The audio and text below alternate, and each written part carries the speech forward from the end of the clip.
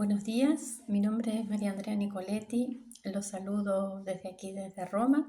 Soy investigadora científica de CONICET y participo por este medio del Congreso Americano de Misiones Salesianas, al que me han invitado.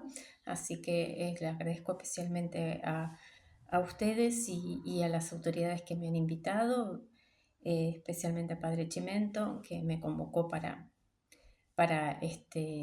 poder exponer este tema ante todos ustedes. Bueno, les agradezco mucho primero la atención y espero poder ser clara en la explicación. Voy a hablarles sobre las misiones salesianas en Patagonia entre 1875 y 1925. Elijo ese periodo porque podemos decir que en 1875 Don Bosco comienza a pensar la Patagonia y a planificarla. Y cierro con un aniversario de las misiones salesianas. Voy a dividir la exposición en tres partes. La primera sobre la planificación del territorio misionero, o sea, cómo los salesianos llegan a la Patagonia. La segunda parte sobre la acción misionera específicamente, entre 1880 hasta 1925. Y finalmente un ensayo de periodización histórica de este periodo que tomo para analizar, dividido también en distintas partes, como para poder hacer una comprensión sobre el periodo histórico. Así que voy primero a la primera parte, que es la planificación del territorio misionero. Cómo se planifican las misiones salesianas hacia la Patagonia. Bueno, ustedes saben que en 1875 llegan los salesianos a la Argentina, en 1879 las hijas de María Auxiliadora, después de tratativas entre los salesianos y el Estado argentino y también el arzobispo de Buenos Aires, del que dependía por ese momento todo el territorio de la Patagonia. Hacia 1870, podemos decir, Don Bosco desde Turín, con su secretario Julio Barberis, elaboran un proyecto de evangelización denominado Evangelización Adyentes, que sintetizan en un informe que se denomina La Patagonia, la Terra Austral y del continente americano, que hacia 1876 condensa todo lo que Don Bosco llamaba información de la época, información científica y también un desarrollo de la historia previa de las misiones. ¿Qué fuente fundamental científica reconoce Don Bosco, se reconoce en el escrito de Don Bosco? Bueno, la fuente fundamental es la del naturalista Alcide d'Orbigny. Entonces lo que vamos a ver es cuáles son los conceptos que d'Orbigny desarrolla, cuáles son los conceptos que Don Bosco toma sobre los habitantes originarios de la Patagonia y cuáles son aquellos conceptos de lo que Don Bosco se separa para poder elaborar su idea, su concepto sobre el indígena infiel, o sea, al indígena que había que ir a evangelizar a misiones adyentes. Bueno, el concepto básico de la antropología de los pueblos originarios que desarrolla d'Orbigny es el concepto de invariabilidad del carácter y de las disposiciones morales determinadas por el hábitat, que transformaba a los pueblos originarios en seres naturalmente insumisos, o sea, destinados al exterminio y a la muerte. Pero Don Bosco, en su capítulo de la Patagonia, la Terra Austral y del continente americano, reelabora estas ideas y rechaza la insumisión natural y la invariabilidad del carácter de los pueblos no sometidos. En un capítulo que se denomina Los habitantes, su carácter, costumbres familiares y civiles, Don Bosco no solo afirma que los que se habían sometido se habían civilizado, sino que también los exculpa en buena medida a los no sometidos de su mala disposición hacia los blancos. ¿Por qué? Dice Don Bosco, los indígenas sienten odio hacia todo lo civilizado por la conducta que tanto desde la República Argentina como desde Chile los estados han tenido sobre los pueblos originarios. Una conducta que Don Bosco dice literalmente ha sido de exterminio en la práctica de la República Argentina. Para Don Bosco era, pues, importante entender que los indígenas eran sujetos básicamente redimibles y que debían ser tanto educados como evangelizados. En una breve síntesis de este proyecto que desarrolla Don Bosco podemos señalar los siguientes puntos. Primero, la elaboración de esta concepción del indígena infiel. Segundo, la afirmación de la unicidad del género humano, o sea, del monogenismo. Tercero, sobre la defensa de la dignidad humana intrínseca en todas las personas. Y cuarto, la asignación de esta culpa a hábitos salvajes al demonio. Entonces, con estos 4 puntos, Don Bosco elabora, a partir de estas lecturas, un plan que se asemeja o que toma también de la evangelización del África, previamente elaborado por Monseñor Daniel Comboni. Un plan cuya estrategia consistió en fundar institutos femeninos y masculinos instalados en la periferia africana para poder desde allí ir hacia el interior del continente.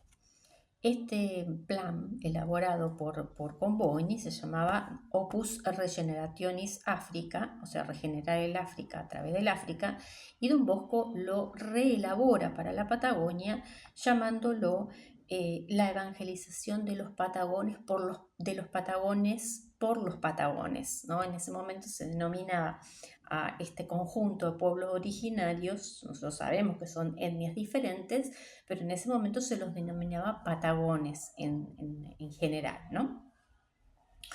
Este conocimiento tanto histórico como geográfico del territorio misionero se vuelca en este escrito y le permite sacar una conclusión muy importante que va a ser determinante para el resto de las misiones salesianas, que es que la Patagonia para Don Bosco es un territorio libre y sin ataduras. ¿Esto qué quiere decir? Es libre y sin ataduras de los estados nacionales y de las iglesias nacionales. Y esto le permite a Don Bosco pensar un plan para evangelizar a los infieles, a lo que se denomina en ese momento infieles, ¿no? Probablemente el mapa usado por Don Bosco, que no aparece en ningún mapa en el escrito La Patagonia y la Terra Australis, pero a través del epistolario de Don Bosco, que confeccionó Don Francesco Moto, nos permite saber que lo más probable es que haya consultado a un atlas geográfico, el atlas geográfico que circulaba en ese momento, que era el de Martín de Mussy de 1869, porque además Don Bosco le fue otorgada una medalla y participaba de la Sociedad Geográfica de Lyon en 1883, entonces lo más probable es que haya consultado este mapa. ¿Y por qué es importante este mapa? ¿No? Ustedes pueden verlo en un PowerPoint que también envié. Es importante este mapa porque en este mapa lo convence a Don Bosco de la autonomía de este territorio que no aparece conquistado por el Estado argentino y porque además aparecen una gran cantidad de poblaciones y de parcialidades indígenas. O sea, este mapa, que no se ajusta al momento, digamos, si bien es un mapa de la época, es un mapa que todavía responde a mapas anteriores y que incluso hasta, si ustedes observan en detalle el mapa, está incluida hasta la ciudad de los Césares, por ejemplo, ¿no? Que ya se había descartado desde la época colonial, ¿no? Entonces es un mapa que obedece más bien a una Patagonia colonial, de la etapa colonial que del siglo XIX. Sin embargo, este mapa que circula en este atlas geográfico, eh, ¿qué cosas toma Don Bosco para la elaboración de este mapa? Bueno, que la Patagonia está pobladísima por distintas parcialidades indígenas, eso significa de infieles, y que además es un territorio adyentes, porque no hay ninguna circunscripción en este mapa. Entonces, Don Bosco a partir de ahí elabora un primer proyecto misionero. Un primer proyecto misionero que pone enfocado o apoyado en 3 puntos fronterizos. Este proyecto misionero es elaborado alrededor de 1877. Un punto en San Nicolás, otro punto en Carué y otro punto en Santa Cruz. ¿Por qué? Porque el territorio adyentes era también territorio no solo de infieles, sino también de religiones que no eran católicas, en este caso los protestantes ingleses. La administración es la de una prefectura apostólica en los 2 primeros puntos y un vicariato en el tercer punto. Sin embargo, tras la llegada de los salesianos en 1875 y a la Patagonia posteriormente con el ejército argentino, se definen otros 2 espacios y no este. Este es un espacio tentativo en un primer momento. Y estos 2 espacios son un vicariato para la Patagonia continental y una prefectura para la Patagonia, para Santa Cruz y para la Patagonia insular, Tierra del Fuego, islas del Atlántico Sur, incluyendo la Magallanes chilena y las Islas Malvinas. Este plan, esta administración, mejor dicho, es aprobada en 1884 por Propaganda Fide. A partir de ahí comienzan negociaciones muy complejas y conflictivas entre el Estado argentino, el Arzobispo de Buenos Aires, cuya jurisdicción incluía la Patagonia, y sumados al vicariato y a la congregación salesiana. Entonces, estas negociaciones podemos sintetizarlas en los siguientes puntos sobresalientes. Primero, que la prefectura y el vicariato apostólico nunca fueron reconocidos por el Estado argentino, que había iniciado también un proceso de conquista, igual que Chile, de ocupación y organización del territorio, y además en 1884, con los territorios nacionales, comienza a aplicar leyes nacionales que se llaman el conjunto de leyes laicas, tanto de educación como la ley común de 1884, ¿no? Lo que se llama la ley 1420, y posteriormente también las de registro civil y matrimonio civil. El segundo punto importante, las relaciones entre el Estado argentino y la Santa Sede ya estaban rotas en 1884, mejor dicho, porque el general Roca expulsa al nuncio apostólico y el obispo Calguero tiene que negociar con Roca con cautela, con diplomacia, para que no expulse a los salesianos, que no los expulsa porque no son una orden, sino una congregación religiosa, una pía sociedad, y entonces no tiene las herramientas de expulsarlos o bien de anular su trabajo. En realidad, lo que le conviene a Roca es justamente que los salesianos hagan el trabajo que el Estado liberal no está dispuesto a hacer. El tercer punto.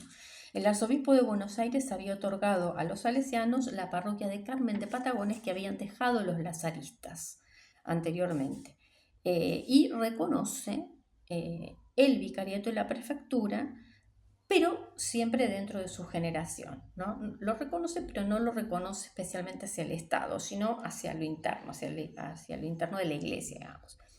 Sin embargo, como sabe que le faltan personal para poder cubrir toda la Patagonia y evangelizar la Patagonia, entonces alienta a los salesianos a desarrollarse, y a las hijas María Auxiliadora a desarrollarse tanto en el ámbito misionero como en el ámbito educativo.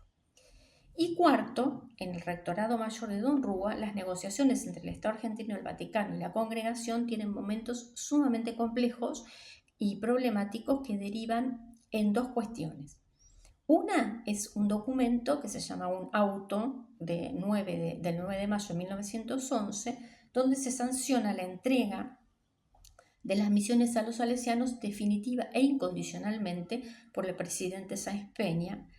Y el segundo es que el procurador salesiano de ese momento, Marenco, efectiviza ese mismo año también la división del vicariato y de la prefectura en distintas vicarías foráneas. Digamos, se termina el vicariato y la prefectura y comienzan una suerte de vicarías foráneas que van a hacer la transición hacia las diócesis después del Concilio Vaticano II, dependiendo de 3 diócesis: Neuquén, de la diócesis de Cuyo; La Pampa, de la diócesis de La Plata y Río Negro,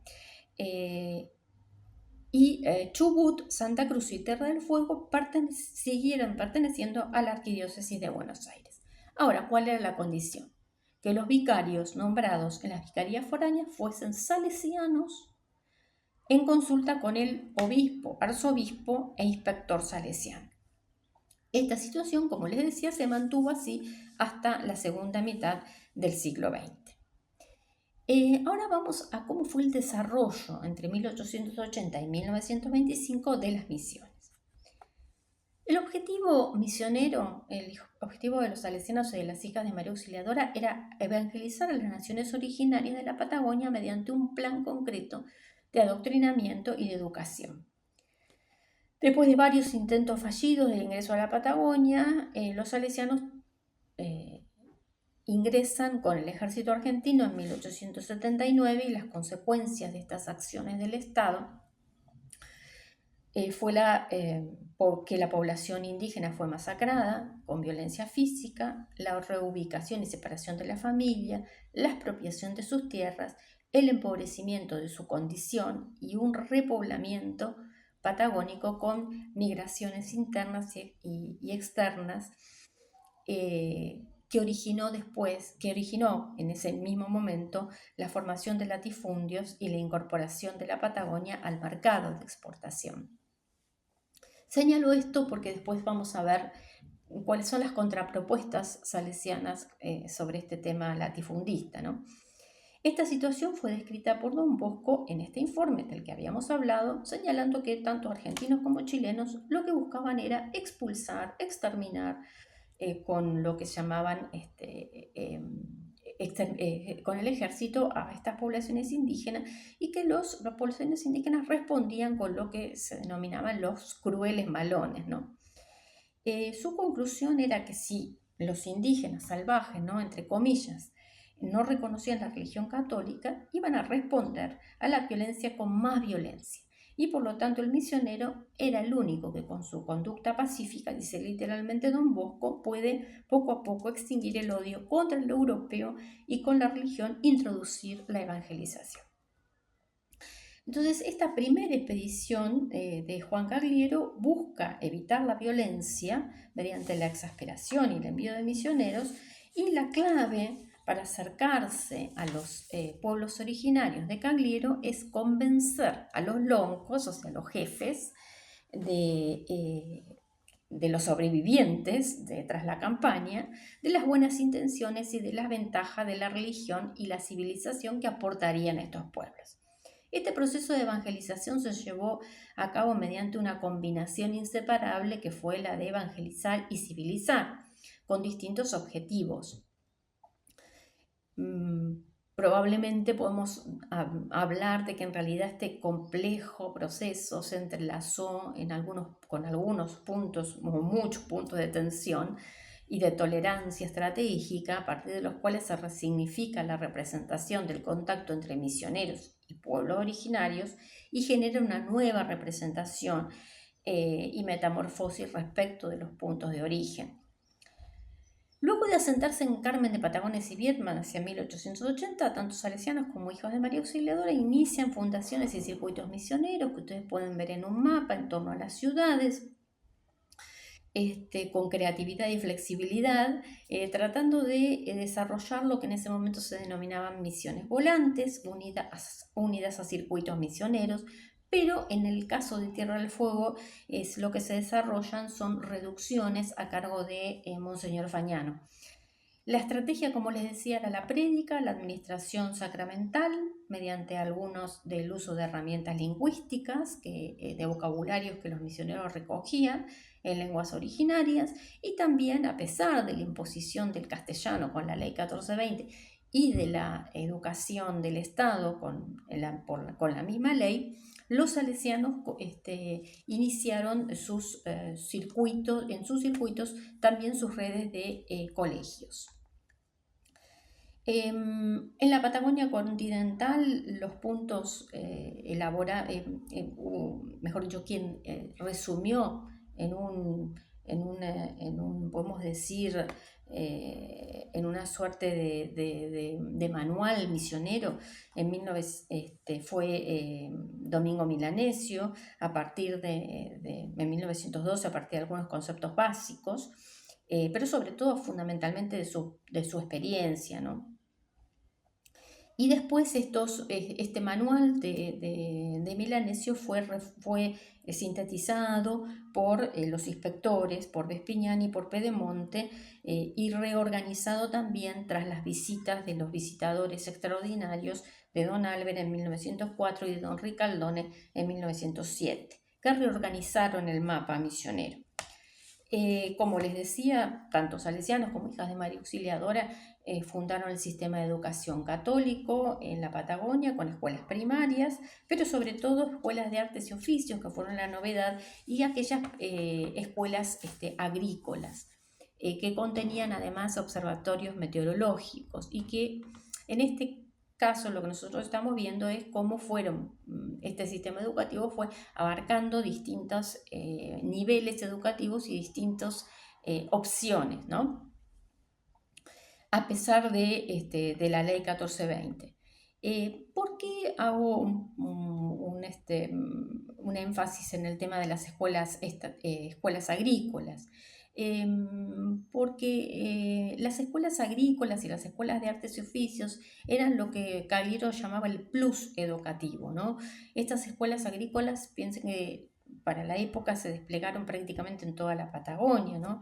En Viedma, la Escuela San Isidro Labrador, Fortín Mercedes, con la Chacra San Pedro, General Roca, en 1889, Fray Luis Beltrán, la Escuela Sagrado Corazón en 1917, la Escuela Agrotécnica posteriormente en Río Grande, Tierra del Fuego.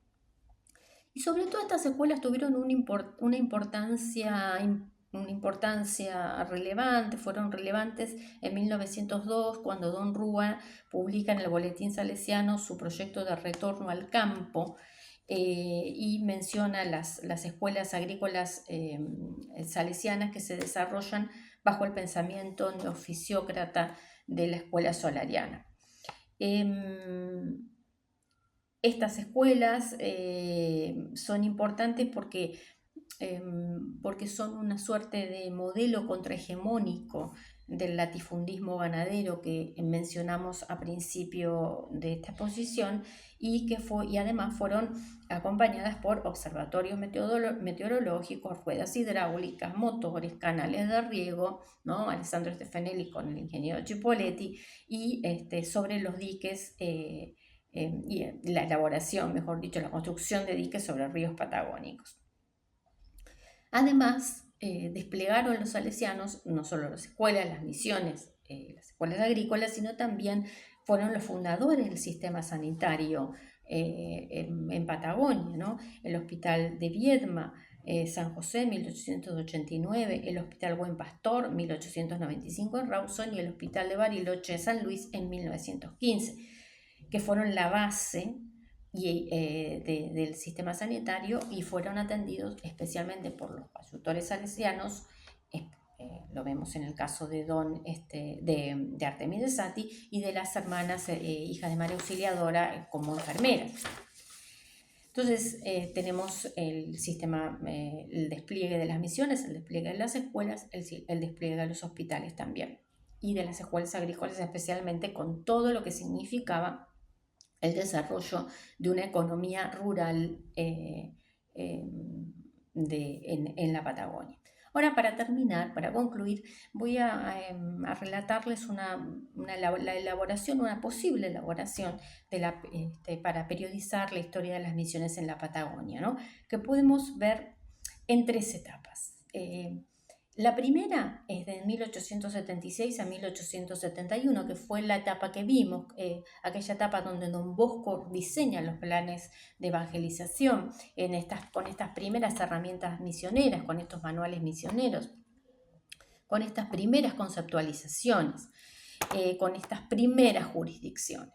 Una segunda etapa, 1880-1908, cuando llegan los salesianos a la Patagonia, se incorporan las hijas de María Auxiliadora y comienzan lo que llaman los circuitos misioneros, tanto rurales como urbanos. Y una tercera etapa, de 1908 y 1924, que permite ajustar este espacio, reelaborar este espacio después de las visitas extraordinarias de los visitadores y también la elaboración de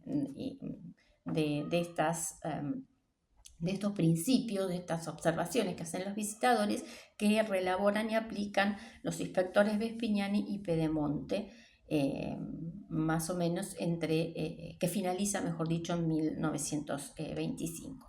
Me voy a referir como a las dos primeras etapas, me voy a referir especialmente a la última, ¿no? La periodización, porque nosotros lo que podemos ver en esta periodización es cómo se va conformando, cómo se va reelaborando, se va ampliando, ¿no? En el caso, por ejemplo, entre 1800, Cagliero informa, por ejemplo, que en 1891 en la Patagonia había una suerte de 60 religiosos en la congregación, que aumenta a 70 en 1891, 77 en 1822, pero las grandes distancias, la soledad, los pocos misioneros, las pocas misioneras, 2 o 3 religiosos por casa, dice Cagliero. Estamos hablando de un enorme territorio, de una población que dice en ese momento, estamos hablando de fines del siglo XIX, 160.000 católicos esparcidos en las orillas entre el río, la cordillera y la inmensidad de la llanura del desierto, ¿no? Entonces, ¿qué sucede cuando llegan los visitadores y observan? ¿Cómo buscan reorganizar internamente y externamente con sus observaciones este territorio inmenso? Lo que los visitadores en esta tercera etapa, que podemos denominar de reorganización, informan, es que debe haber una buena formación del personal misionero, del personal escolar, reorganizar los centros, preparar sobre todo vocaciones locales y avanzar también en cuanto al tema educativo, para poder generar un sistema no solo educativo católico y especialmente salesiano. Entonces, lo que los visitadores aconsejan es principalmente enfocarse en lo característico, en lo sobresaliente, en lo distintivo del Estado, que son las escuelas de artes y oficios y agricultura. ¿Por qué? Porque de ese modo los jóvenes patagónicos se pueden formar en sus lugares y esto redunda en un beneficio social inmediato, no se tienen que ir a otro lugar. El visitador Ricaldone además focaliza esta propuesta sobre todo en Junín de los Andes y en Chubut como puntos estratégicos de la población originaria. Habla especialmente de dedicarse a concentrar a la población originaria en estas misiones y sobre todo tratar de evangelizar en sus propias lenguas, ¿no? Cuando en realidad lo que estaba haciendo el Estado era tratar de imponer el español, el castellano. Finalmente, en 1914, estos primeros misioneros que vimos en este periodo desde 1880, en esta segunda etapa, los congrega el padre Pedemonte a una reunión, ¿no? A los salesianos Milanesio, Pestarino, Marchiori, Martinengo, Frigerio, Marelli y Genghini, para tomar ideas, cambiar resoluciones de provecho para todos y particularmente para para las misiones, ¿no? Esta reunión fue una especie de fórmula de conciliación entre aquellos viejos misioneros y el inspector en un momento de recambio generacional y escasez del personal y de demanda y de gran demanda poblacional, ¿no? Y además de crisis en cuanto a las obras que habían comenzado de un modo vertiginoso y después eh, no podían ser llevadas adelante probablemente por la escasez del personal misionero. Entonces, cuando mueren, hacia la muerte de estos primeros misioneros, eh, eh, termina, digamos, lo que podemos decir, la primera generación de misioneros italianos que llegan bajo las primeras expediciones y podemos decir que se cierra esta etapa fundante de las misiones salesianas en la Patagonia. Podemos ensayar otras periodizaciones, probablemente, porque en cada uno de los lugares de la Patagonia, siendo una Patagonia tan extensa, necesitemos ajustar esta periodización a otra, ¿no? Pero los historiadores hacemos esto, tratamos de sistematizar, reelaborar, para poder comprender un proceso que en este caso es muy amplio. Bueno, les agradezco mucho, espero que les haya quedado claro y quedo a disposición para lo que necesiten aclarar.